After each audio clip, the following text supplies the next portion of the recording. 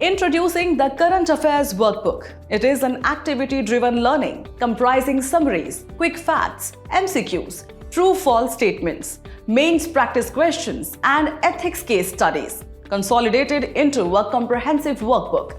Dive into our monthly magazine summary, a concise overview capturing key insights, events, and trends of the month.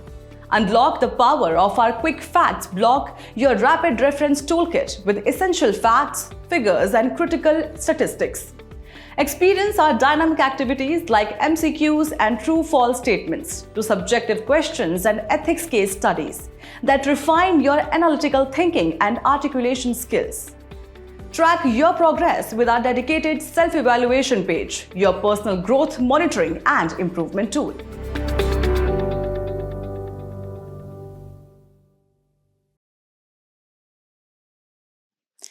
Hello and welcome to this edition of News Today. Without delay, let's have a look at the headlines first. Centre notifies telecommunications procedures and safeguards for lawful interception of messages rules 2024. The UN General Assembly adopts the Convention Against Cybercrime. Report on Trend and Progress of Banking in India 2023-24 released by Reserve Bank of India. RBI set up a committee to develop a framework on ethical use of AI in financial sector. China approves world's largest hydropower dam on Brahmaputra. UN General Assembly adopts Programme of Action for Landlocked Developing Countries for decade 2024-2034. In our first news for the day, the Centre has notified the Telecommunications Procedures and Safeguards for Lawful Interception of Messages Rules 2024, replacing Rules 419 and 419A under the Indian Telegraph Rules of 1951. Let's look at the key highlights of the rules. The rules, issued under the Telecommunications Act 2023, define the procedures and safeguards for lawful interception of messages. First, power to issue orders. Interception orders can be issued by the Union Home Secretary or the Home Secretary at the state level, or an officer not below the rank of Joint Secretary with proper authorization. When it comes to authorized agencies, the central government can designate any agency for this purpose. For remote areas or operational needs, the head or second senior-most officer of the authorized agency at the central or state level can issue orders. About interception duration, each order is valid for 60 days, extendable up to 180 days.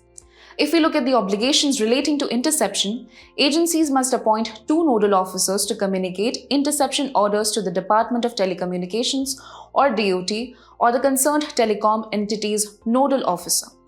The safeguard mechanisms include a central review committee led by the Cabinet Secretary, and state review committees will review interception orders bi-monthly to ensure compliance.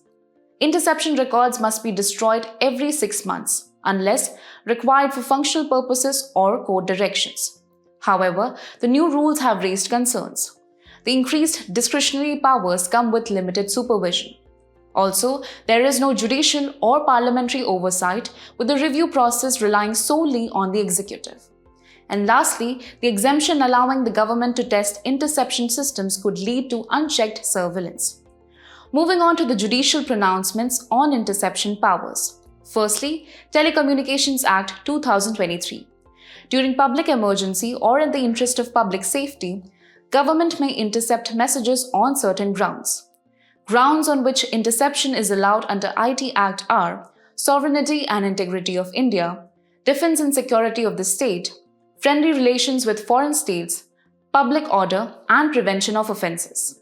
Second, the Supreme Court in the People's Union for Civil Liberties or PUCL versus Union of India and another case of 1996 clarified that the term public safety refers to the state or condition of freedom from danger or risk for the people at large. It also ruled that telephone tapping cannot be justified unless conditions like public emergency or public safety are met. In conclusion, while the new rules aim to streamline interception procedures, concerns about oversight and potential misuse remain. The balance between national security and individual privacy will be critical as these new rules come into effect. In a significant development from the global stage, the United Nations General Assembly has adopted the Convention Against Cybercrime. This landmark decision reached by consensus among 193 UN member states, marks a critical step in strengthening international cooperation to combat cybercrime and protecting societies from digital threats. Let's take a closer look at what this means. First, the convention will officially open for signature in Hanoi, Vietnam, in 2025. It is the first legally binding UN instrument on cybercrime. Importantly, the convention will enter into force 90 days after the 40th signatory ratifies it. Now, moving on to its key provisions. The convention mandates states to create domestic legislation that makes unauthorized breaches of information and communication systems illegal. It also emphasizes international cooperation, encouraging member states to work together in investigations, evidence sharing, and prosecution of cybercrimes.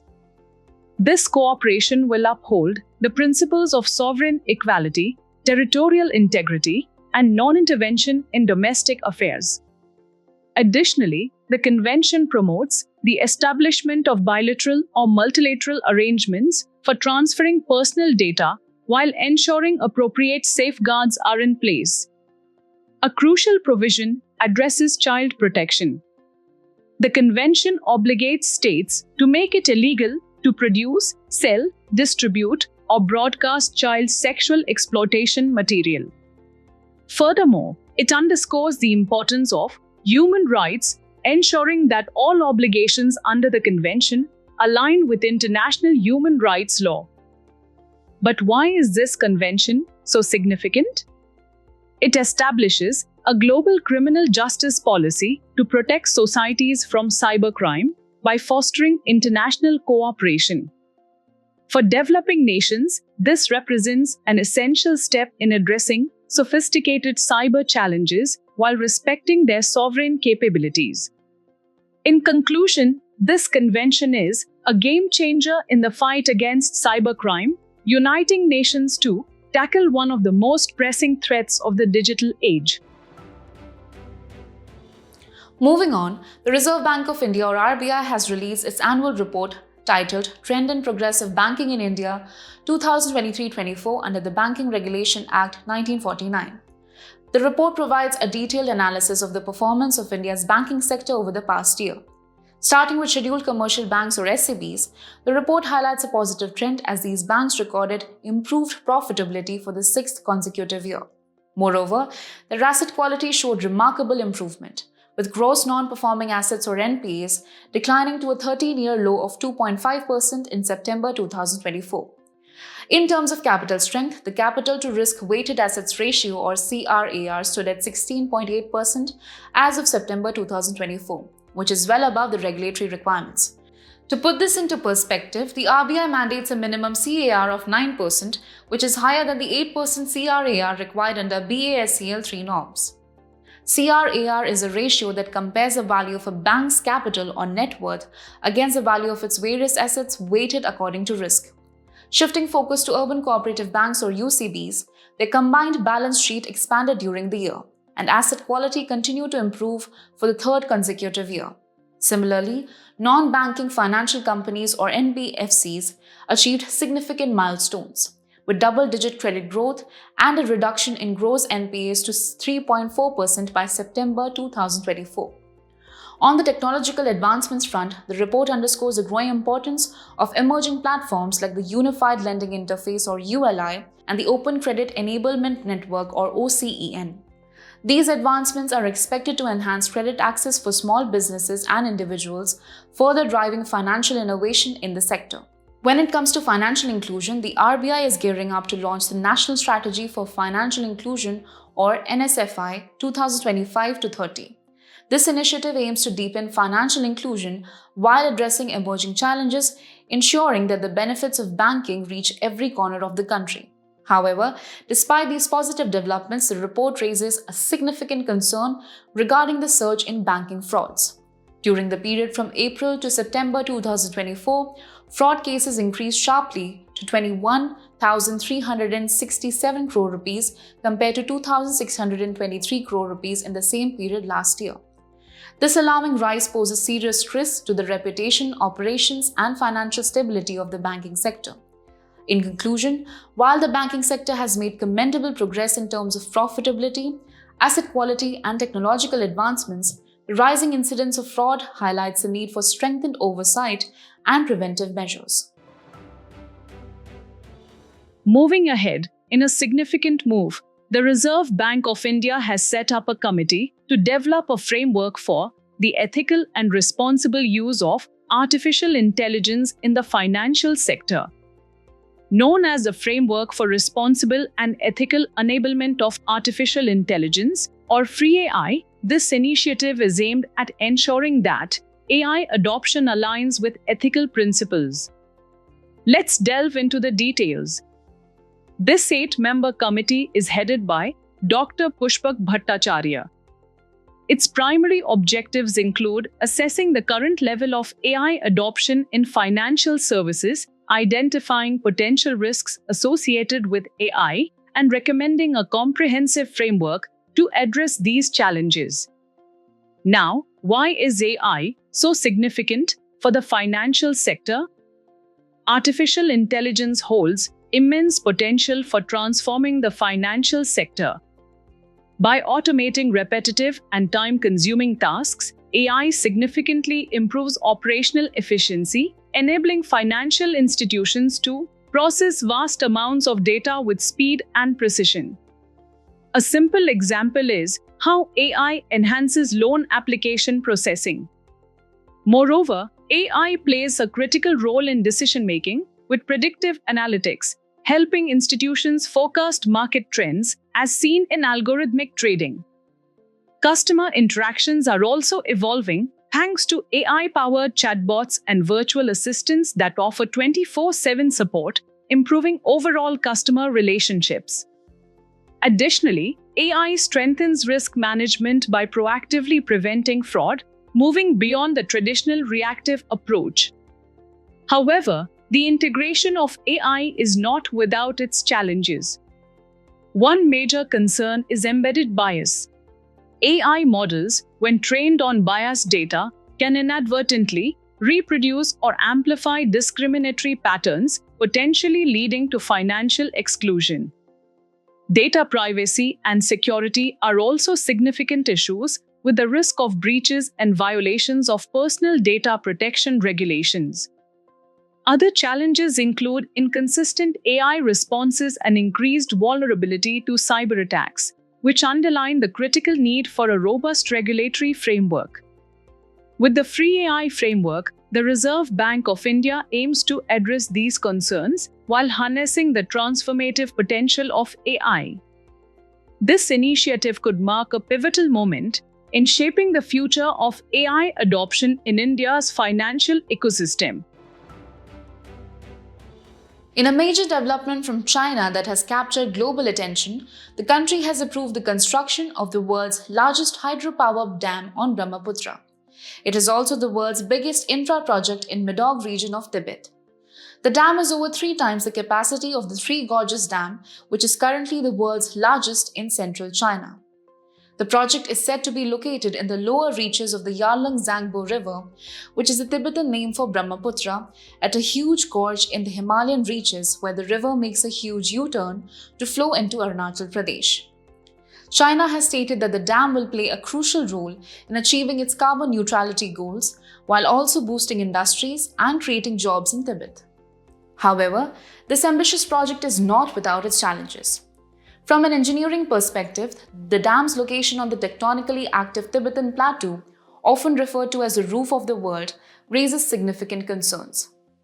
This region is highly prone to earthquakes. Environmentalists have also flagged potential disruptions to local ecology and downstream water flow. There is a risk of altering the river's course, which could negatively impact agriculture and biodiversity in the region. Adding to these challenges are geopolitical concerns. Both India and Bangladesh have expressed fears over China's ability to control the water flow. In a worst-case scenario, the dam could be used to release excess water during conflicts, potentially causing devastating floods downstream. In response, India has initiated its own hydropower project on the Brahmaputra in Arunachal Pradesh. Additionally, an expert-level mechanism or ELM was established in 2006 to address trans-border river issues. Under this framework, China provides India with hydrological data on the Brahmaputra and Satluj rivers during flood seasons, a step aimed at mitigating risks. While China's hydropower ambitions could set a global benchmark, the associated risks such as environmental, engineering, and geopolitical cannot be ignored. The world will be watching closely as this project unfolds. Now, let's discuss an important development from the United Nations General Assembly, the adoption of the Program of Action for Landlocked Developing Countries, LLDCs, for the decade 2024 to 2034. This program builds on the groundwork laid by the Vienna Program of Action 2014 to 2024 and the Almaty Program of Action 2003, both of which were pivotal in addressing the challenges faced by landlocked developing countries. Let's take a closer look at what this new program entails. The program identifies 5 priorities: enhancing regional trade integration, promoting sustainable economic growth through innovation and structural transformation, improving transport connectivity, building climate resilience, and ensuring effective implementation strategies. Along with these priorities, it sets ambitious targets, including a 50% boost in labor productivity and job opportunities across all sectors by 2034. To support economic growth, the program also emphasizes the development of special economic zones, industrial parks, and similar initiatives. On the trade front, it seeks to reduce or eliminate arbitrary and unjustified non-tariff barriers while aiming to double the global merchandise exports of landlocked developing countries by 2034. Moreover, it highlights the importance of the effective implementation of the WTO Agreement on Trade Facilitation across these nations.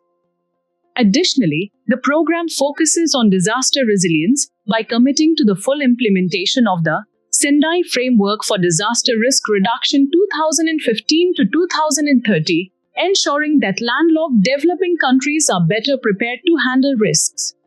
Now, who are these landlocked developing countries, or LLDCs? Landlocked developing countries are nations without direct access to the sea, which creates unique challenges. There are 32 landlocked developing countries globally, with a combined population of about 570 million. Interestingly, Liechtenstein and Uzbekistan are doubly landlocked, as they are entirely surrounded by other landlocked countries. But these nations face significant obstacles. One of the major challenges is in trade. Landlocked developing countries rely heavily on transit nations, leading to higher trade costs, delays, and reduced competitiveness in global markets. This, in turn, contributes to slower economic growth, as limited trade and export opportunities reduce foreign direct investment (FDI). To put things into perspective, global merchandise exports from landlocked developing countries accounted for just 1.1% of total global exports in 2022. In conclusion, the Program of Action for 2024 to 2034 represents a critical step in addressing these challenges and empowering landlocked developing countries to overcome their geographical constraints. In today's place in the news, we turn our focus to Greenland with its capital, Nuuk. Recently, US President-elect Donald Trump has expressed interest in buying Greenland from Denmark. Greenland is the world's largest island, lying in the North Atlantic Ocean. Interestingly, 2/3 of the island lies within the Arctic Circle. Furthermore, it is separated from Canada's Ellesmere Island to the north by only 16 miles, while the nearest European country is Iceland. Moving on to the geographical features, Greenland boasts the world's second-largest ice sheet after Antarctica. Additionally, its major rivers include Watson, Zackenberg, Akulya Rusya Subkua, and others. In terms of elevation, Greenland's highest mountain is Mount Gunbjørnfjeld, standing tall at 3,700 meters. Moreover, the Northeast Greenland National Park holds the distinction of being the world's largest national park. Lastly, Greenlanders experience a unique phenomenon of 24 hours of sunlight during the summer. As we conclude today's main news, let's have a look at some quick updates. Recently, subordinate legislations have been notified under the Post Office Act 2023, that is the Post Office Rules 2024 and Post Office Regulations 2024. Subordinate legislation is the legislation made by an authority subordinate to the legislature. The Ministry of Personnel, Public Grievances and Pensions launched the Viksit Panchayat Karma Yogi initiative on Good Governance Day. This day is celebrated on 25th December to commemorate the birth anniversary of former Prime Minister Atal Bihari Vajpayee. It is a part of the broader Prashasan Gaon Ki Or campaign. National Rain-Fed Area Authority or NRAA organized a workshop for policy discourse on rain-fed areas. Rain-fed areas occupy about 51% of the country's net zone area and account for nearly 40% of the total food production. The nodal ministry is the Ministry of Agriculture and Farmers' Welfare. WHO and Global Antibiotic Research and Development Partnership jointly released a report on policy and regulatory interventions to address antibiotic shortages in low and middle-income countries. GARDP is a not-for-profit organization established in 2016. It was legally formed as a Swiss foundation in 2018. High arsenic levels detected in staple foods like rice and wheat in 11 districts of Bihar linked to groundwater contamination by Patna-based Cancer Research Center. Arsenic is transparent, odorless, and a toxic metalloid. Health effects of arsenic contamination include skin keratinization, hyperpigmentation, etc. CSIR conducted scientific aptitude assessment exercise under Jigyasa program. The program was launched by CSIR in collaboration with Kendriya Vidyalaya Sangathan. Its key objective is to enhance classroom learning through research-based, hands-on experiences in laboratories for school students. Recently, the Veer Bal Divas was celebrated on the 26th of December. It is annually observed since 2022. It honors the bravery and sacrifice of the 10th Sikh Guru, Guru Gobind Singh's youngest sons, Zorawar Singh and Fateh Singh. Both were captured by the Mughal forces at Anandpur Fort and martyred around December 26, 1705. US President-elect Donald Trump threatened to reimpose the US control over the Panama Canal. It is an 82-kilometer artificial waterway that connects Pacific and Atlantic Oceans through Panama. The canal transports ships through Gatun Lake. It is one of the two most strategic artificial waterways in the world, the other being the Suez Canal. Before we sign off, let's challenge your understanding in today's installment of Test Your Learning.